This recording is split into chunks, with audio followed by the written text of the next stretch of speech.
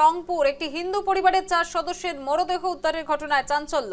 শনিবার রাতে মাছুয়াপাড়া এলাকা, সেখানে তালাবদ্ধ বাড়ির তালা ভেঙে প্রাক্তন শিক্ষক গণপতি চক্রবর্তী জুয়েল, তার স্ত্রী প্রীতিলতা চক্রবর্তী, মেয়ে প্রার্থী চক্রবর্তী এবং 12 বছরের ছেলে প্রিয়ম চক্রবর্তীর মরদেহ উদ্ধার করে পুলিশ।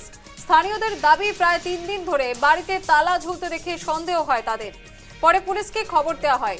সিআইডি জানিয়েছে মরদেহগুলো আনুমানিক 3 থেকে 4 দিন আগের। বাড়ির বিভিন্ন জায়গায় টাকা পয়সা এবং গয়না রাখার স্থানগুলোর তালা ভাঙা পাওয়া গেছে।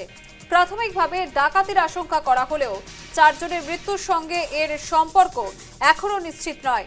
ময়না তদন্ত এবং তদন্তের পরই মৃত্যুর প্রকৃত কারণ জানা যাবে বলে জানিয়েছে পুলিশ। একই পরিবারের 4 জনের মৃতদেহ এবং জানা যাচ্ছে যে কম করে 2 থেকে 3 দিন আগে তাদের মৃত্যু হয়েছে এবং জিনিসপত্র আলমারি এমনভাবেই খোলা রয়েছে, দেখে মনে হচ্ছে ডাকাতির জেরেই মৃত্যু। তবে গোটা ঘটনার তদন্ত চলছে। বাংলাদেশের রংপুরের ঘটনা। শনিবার রাতে মাছুয়াপাড়া এলাকায় তালাবদ্ধ বাড়ির তালা ভেঙে প্রাক্তন শিক্ষক গণপতি চক্রবর্তী জুয়েল, তার স্ত্রী প্রীতিলতা চক্রবর্তী, মেয়ে প্রার্থী চক্রবর্তী এবং 12 বছরের ছেলে প্রিয়ম চক্রবর্তীর মরদেহ উদ্ধার করে পুলিশ। স্থানীয়দের দাবি, প্রায় 3 দিন ধরে বাড়িতে তালা ঝুলতে দেখে সন্দেহ হয় তাদের। পরে পুলিশকে খবর দেওয়া হয়। সিআইডি জানিয়েছে মরদেহগুলো আনুমানিক 3 থেকে 4 দিন আগে।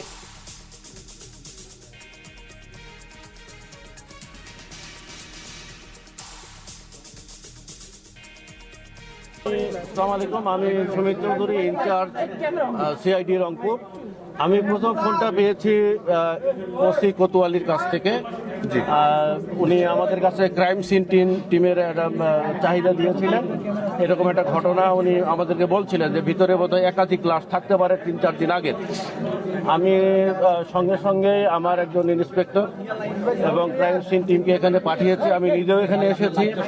আমি এখানে দেখলাম ছাদের উপরে একজন পুরুষ মানুষের ডেড বডি পেয়েছি, মানে ডিকম্পোজ হয়ে গেছে 3-4 দিন আগের লাশ হবে সম্ভবত। এটা পরীক্ষা নিরীক্ষা করে বলা যাবে কতদিন আগের। তবে আপাত দৃষ্টিতে মনে হচ্ছে ডিকম্পোজিশন দেখে মনে হয় 3-4 দিন আগে। সেখানে যাবার আগে চিলেকোঠায় সেখানে মা এবং মেয়ের দেহ পড়ে আছে, সেটাও ডিকম্পোজ। এবং শোবার ঘরে, একটা শোবার ঘরে দেখলাম ওনার ছেলের লাশটা একদম দেওয়াল এবং খাটের সঙ্গে লাগানো অবস্থায় একদম ভিতরে ফেলে দেওয়া। আপাত দৃষ্টিতে আমি যেটা পেলাম এখানে, তাদের বৈদ্যুতিক সংযোগটা বিচ্ছিন্ন এবং পারিপার্শ্বিকতা, ভিতরের যে অবস্থা, তাতে আমার মনে হয়েছে, প্রাথমিকভাবে আমি মনে করছি এটা ডাকাতির ঘটনা। ডাকাতি, তবে তদন্ত না করে শেষ কথা বলা যাচ্ছে না।